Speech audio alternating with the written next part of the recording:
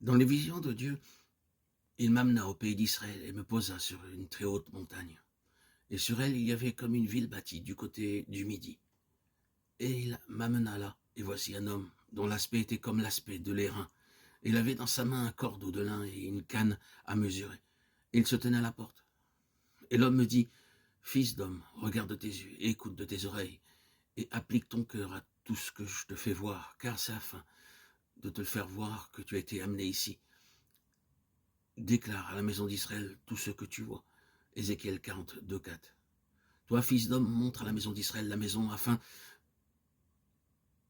qu'ils soient confus à cause de leur iniquité et qu'ils en mesurent la disposition.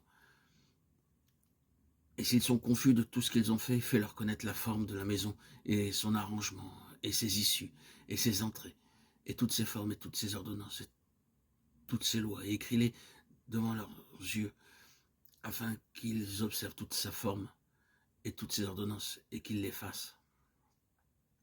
Ézéchiel 43, 10, 11. Au commencement était la parole, et la parole était auprès de Dieu, et la parole était Dieu. Elle était au commencement auprès de Dieu. Toutes choses furent faites par elle, et sans elle, pas une seule chose ne fut faite de ce qui a été fait. En elle était la vie, et la vie était la lumière des hommes. Jean 1, 1, 4. Et il lui dit, en vérité, je vous le dis, désormais vous verrez le ciel ouvert et les anges de Dieu montant et descendant sur le Fils de l'homme. Jean 1, 52. Les versets que nous venons de lire nous mettent en présence d'une vision. Quand la pensée divine représentée par le temple et par Jérusalem fut abandonnée et perdue au sein du peuple de Dieu, et que la gloire s'en fut allée, Ézéchiel eut une vision qu'il fut conduit à mettre par écrit, vision d'une maison nouvelle, d'une maison céleste, dont tous les détails lui furent définis et mesurés d'en haut. De la même manière, lorsque l'Église de l'époque néo-testamentaire eut perdu sa pureté, sa puissance et son vrai témoignage, quand son caractère céleste eut disparu, quand l'ordre des choses venues d'en haut s'en fut allé, quand l'éclat et la gloire de ses premiers jours se furent perdus, alors Jean fut amené par l'Esprit à remettre en lumière, sous forme d'une présentation nouvelle, merveilleusement céleste et spirituelle, la personne du Seigneur Jésus. C'est en effet une présentation de Christ nouvelle et céleste que nous avons dans l'évangile de Jean. Dans ses épîtres et dans l'Apocalypse, il ne faut pas oublier qu'au point de vue chronologique, l'évangile laissé par Jean est pratiquement le dernier écrit du Nouveau Testament.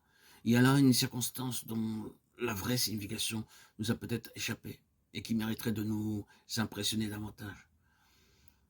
Nous prenons les évangiles comme nous les avons, d'après l'ordre dans lequel ils se trouvent disposés dans le Nouveau Testament, et nous nous trouvons ramenés par eux au jour de la vie terrestre de notre Seigneur.